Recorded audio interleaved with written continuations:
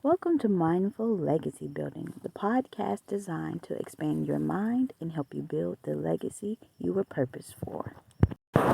This week's positive affirmation is I move from poverty thinking to prosperity thinking, and my finances reflect this change. And that is the affirmation of the week because it is so powerful. So, first of all, some people don't believe affirmations work, and because you don't believe they don't work. I believe affirmations are a great way to expand your mind and basically cancel negative thinking that we automatically have. You're just basically doing mental exercise to train your mind to think positive, which changes your energy and draws in the thing that you are affirming in the first place. And so an affirmation is just a statement. Whatever that we speak is what we get. And a positive affirmation is being an intentional person, being very intentional in what you're saying and what you're speaking, because for the most part, you're walking around talking to yourself very negatively. Oh my God, why would I do that? Oh, what she got on? That is a mess. Oh my God, I can't believe they did that. Wow, this weather is really, really tearing up my nerves. Right? And you're just like, constantly, these are things that you're saying. But if you spend your time saying, I move from poverty mindset to prosperity mindset, and my finances reflect this change, and you constantly you say it in the mirror and you feel it and you believe it. That's what a lot of times people have to keep saying it, because a lot of times people don't say it and don't feel it, and so they'll just kind of stop. But if you keep going, basically what you're doing is tricking your mind, and your mind will start to think, once the feelings align, your mind will start to think, okay, this is real. And they've done research to see how powerful words are. And the one with the water, I forgot what scientist or researcher it was, but they had two samples of water, and one was spoken to with lovingness and kindness and compassion, and the other was spoken to with the opposite. And so what happened is they did something else, and the crystals that grew for the loving and kindness water were beautiful. They were extravagant. They were intricate. They were amazing, right? And then the other ones looked like what you would expect, the opposite to look like. They looked like they were ugly. They were nasty. They were not attractive, hard on the eyes. And so when we speak things, humans are 70% water. So imagine, and then your brain is so powerful too. Like, just imagine the words that you're saying. And so what you're doing is you can kind of think of it as like filling up a cup inside of you. And depending on how empty that cup is, you may need to say the affirmation more and with an intention and focus on the feeling. A great way to do that would be to meditate. Then do the affirmations in order to like clear your mind and start fresh. You can do it like right when you wake up in the morning, before you bring any other stimuli in. It would be a great time, and it would set a great tone for the day. And so I would recommend you use this affirmation this week for a whole week and see what changes. And back to the poverty and the prosperity mindset. What is a poverty mindset? So a poverty mindset is, I don't know how I could ever afford this. Oh, that is way too expensive. That's literally a poverty mindset. And some people are like, oh no, I'm being, conservative. Yeah, definitely. But when you say things like that, you're putting limits on what is available to you. You're only focusing on what's in your bank account and not what's in the abundance that has been promised to you, right? And so when you're not focused on the abundance that has been provided to you and promised to you and is yours to claim, and you're only looking at your reality, that's all you're going to get. And so you have to start reframing your mind and saying, oh, I am not ready to purchase this yet. I am looking forward to being able to buy the house of my dreams one day. You have to speak in an abundant way. And sometimes you may have to say, if you say something and you didn't mean it, instead of saying, oh, I'm so dumb, I'm so stupid, I reject that thought.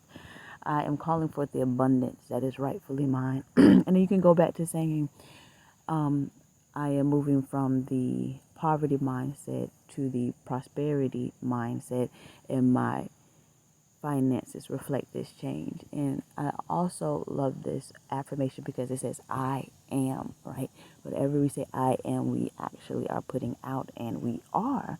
And so we have to also be careful with that. I am struggling, I am confined, I am stuck. Don't say things like that. Don't do that. Say things like, I am growing, I am stretching, I am becoming who I'm supposed to be, I am experiencing abundance all around me. And when you start to say things like that and you actually believe it, you start to look for it.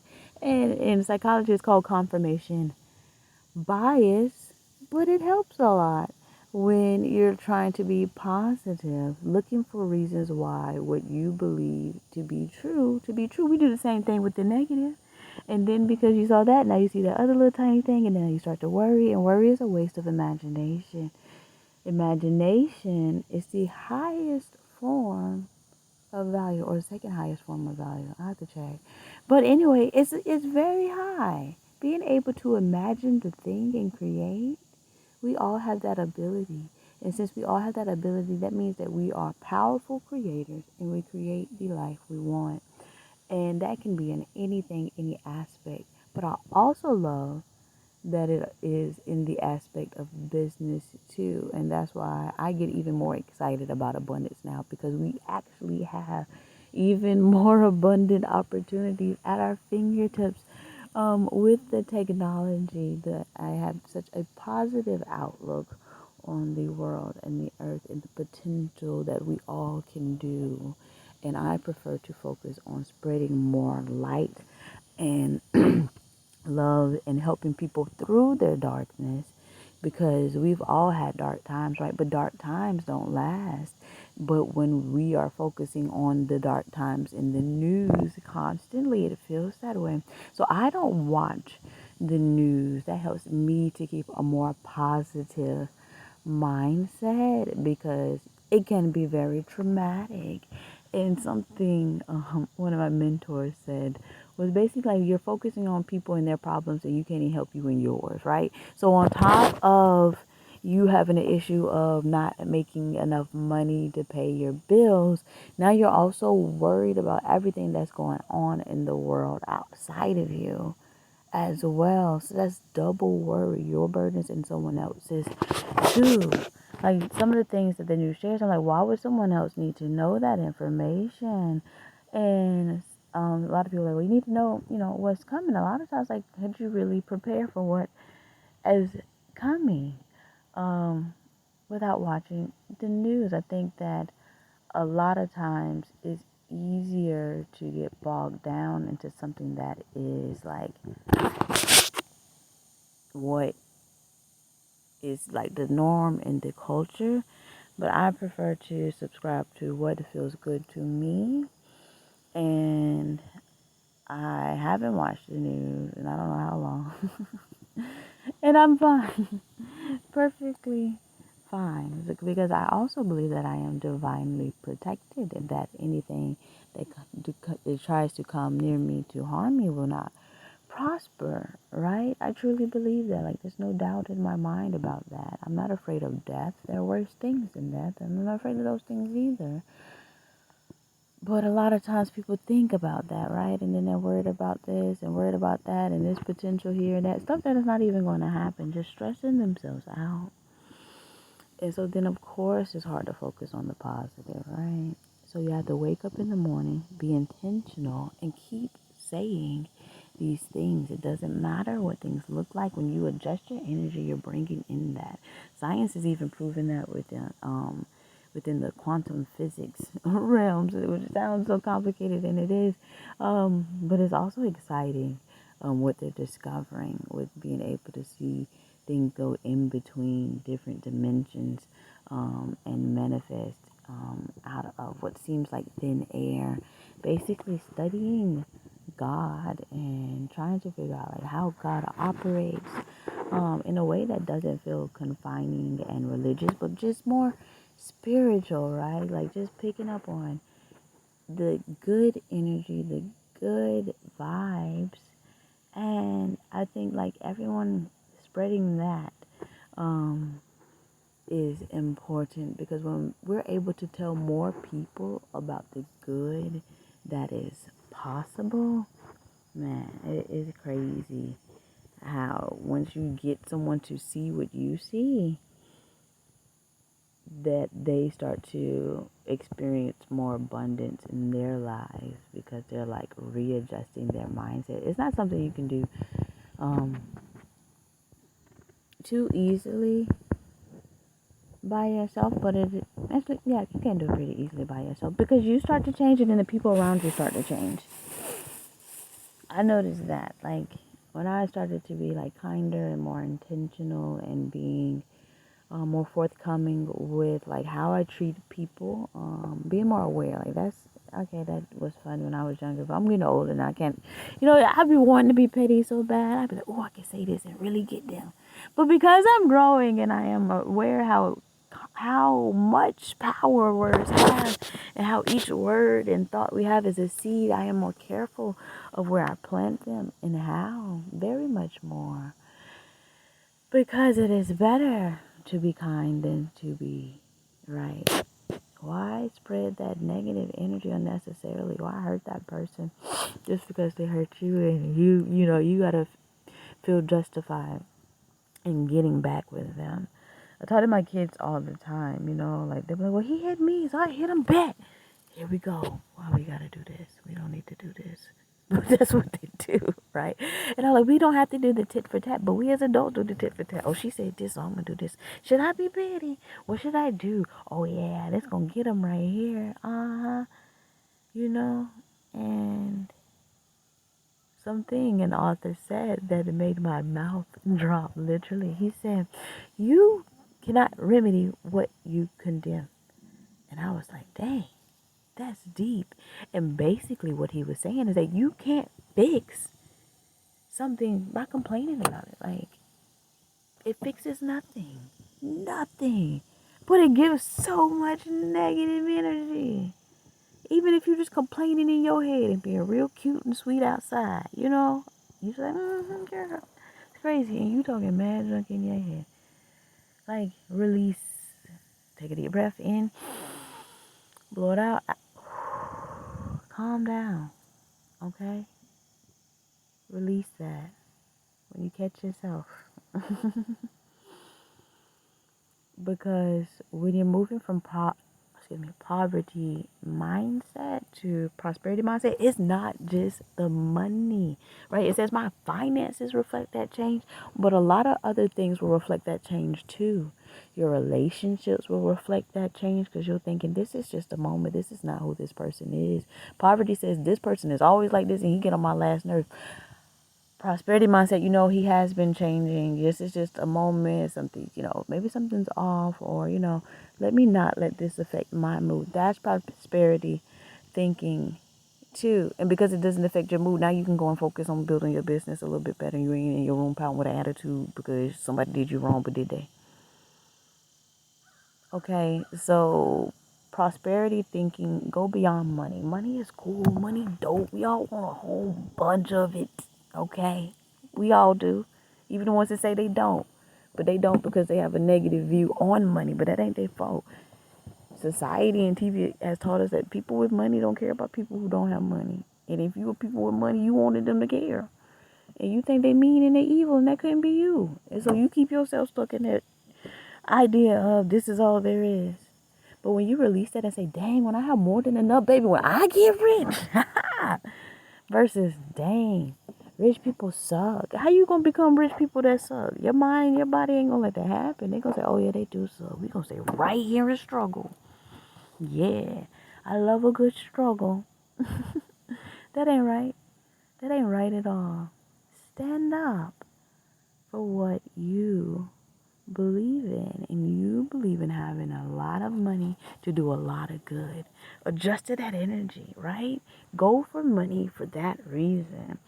I know that a lot of people want to start nonprofits. I wanted to start a nonprofit at one point, but I decided against it, and over time it changed. So like when I started college, that's what I wanted, a nonprofit, but as I went through and I thought about it and I learned more about nonprofits, like the grants and things like that. Once I started working in a nonprofit, I realized I don't want that. That's a headache. Like they set all these rules and these statistics that they just made up out of nowhere. Like ain't nothing too scientifically backed. Some are, many are, and there's some really good ones out there.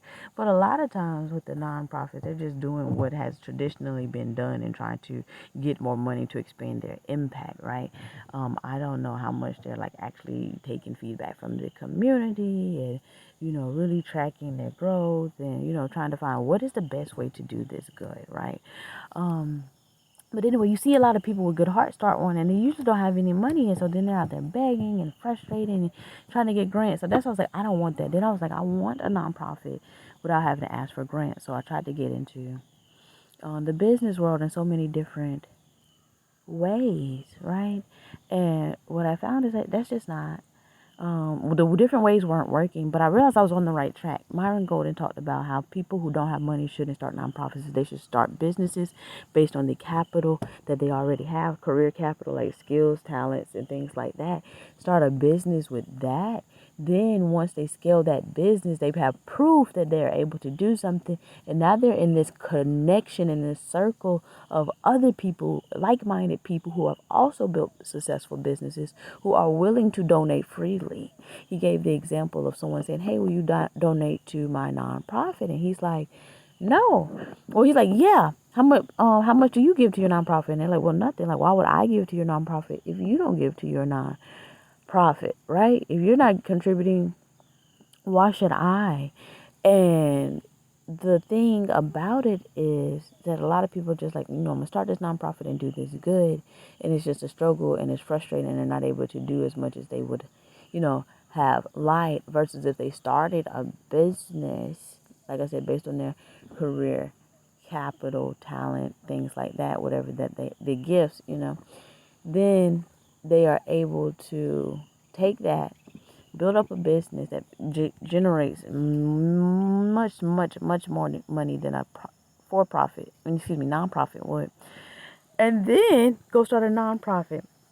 Because he says, Myron talked about how he has another friend, a friend who's a multi-millionaire who has a nonprofit doing some kind of soccer league or something like that. And he asked him to donate 10,000. He wrote a check, no problem, because he knows that guy gives way more than 10,000 to his own nonprofit, and he knows that guy does great things, and so he'll also get great results in this not-for-profit thing too, right? And I think it's like we get it mixed up, thinking like I can't have both. I can't be passionate and make money. I have to choose. So nonprofit seems best because for-profit seems sticky. Nonprofit sticky. It's so much red tape getting into non-profit that like that. I think that is the poverty mindset in that aspect. Like, oh, I won't be able to make enough money to provide for this cause myself, so I have to go out and beg others to help me, versus I have the ability and the idea and the passion to do this one thing, and God has blessed me, like, multi-passionate people, but God has blessed me with this skill of cooking or doing hair or polishing nails or speaking to people. How can I use this gift to build it up and then make money from it and then go and bless that gift? So using this one gift as a seed to plant the tree that will bear the fruit that will go on to create other things, right? And so when you have the nonprofit, the poverty mindset around that is more of a pie versus a fruit, like economic pie versus the fruit. And so if it's a pie, right, you only have a certain amount. The government only gives out a certain amount of money for certain things, right? There's a limit. Also, companies not just gonna constantly keep paying you like these huge amounts of money. Sometimes they will, but a lot of times they just make like one huge sponsorship deal, and then for the rest of the year, you trying to figure out, scramble and piece together small pieces in a non-profit. But in a business, you have a product you can sell, and you can continue to grow that and scale that. The last nonprofit that I worked at actually had a product for sale, and they had made above profit the previous year, which was really cool. And it was, amazing. It was very interesting. But a lot of nonprofits don't have a business. They just are asking people to donate because it's a good cause. And people selfish. Okay, we all selfish. We all be looking out for self. That's so nice. Okay, I'm not doing it. Which is why you have the ones that sell like the popcorn for too much money and things like that too. Like, there's a lot that goes into a nonprofit, a lot that also goes into a business, but I think a lot more goes into a nonprofit that you may not get back as rewarding and as financially as you would if you would start a business, build it up, and then start a nonprofit from there. Kind of like Oprah, like people talk about Oprah not because she's so freaking amazing, but because where she came from. Right? She came from this little tiny town with, not much of anything, and built this $1 billion empire. And if that's to inspire anybody, that's to show all of us that we could take nothing and make something. Yes, Oprah's special, but we all are. We all can take nothing and make it something by focusing on the things that we have already naturally been good at, building upon those things, adding more skills. And then learning how to become compensated for it. There's so many different ways to make money now, right? Especially with this digital age we're entering. I was telling my friend, I said, we're pioneers of this digital age, kind of like the gold rush. You know what I'm saying? Like, we are like, everybody's rushing and flocking to make $1 trillion in a trillion different ways on the internet. And a lot of us, like, we don't even need that much. Because we don't, right? But we would like to get as much as we can. And that starts with building ourselves up, building up our mindset. That's where it all starts, because you can start a business, but with that poverty mindset, you're going to feel like a failure a lot of the times, because there's so much uncertainty and there's so many brick walls that you're going to hit. Now, it might hit you, going to hit them. And it's going to be fine. You're going to be like, oh, that wasn't right. Turn around. Cool, it's fine. Like, building a business is like a maze. You know what I'm saying? It's like, okay, I know this look good. With a map. Like a maze with a map with a few surprises around the corner. It be changing. Like that one in Harry Potter. It's like that, right? Like, stuff grow up and come down and move. Like, there's a lot going on in building a business. But it's supposed to make you come out stronger on the other end. That's the only reason. It's not because this ain't meant to be and you a failure. You're supposed to come out on the other end better. So this week, your affirmation is, I am changing my mind from poverty mindset to prosperity mindset, and my finances reflect that. Say it in the mirror when you wake up. Write it down 10 times when you wake up. Keep it in mind. Embed it in your heart, and look for confirmation. Until next time, be safe.